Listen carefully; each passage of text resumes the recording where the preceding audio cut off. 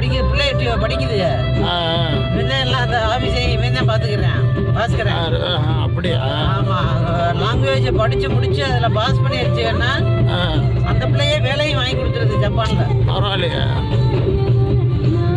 சைனாலையா இல்லை ஜப்பான்லையா? ஜப்பான்.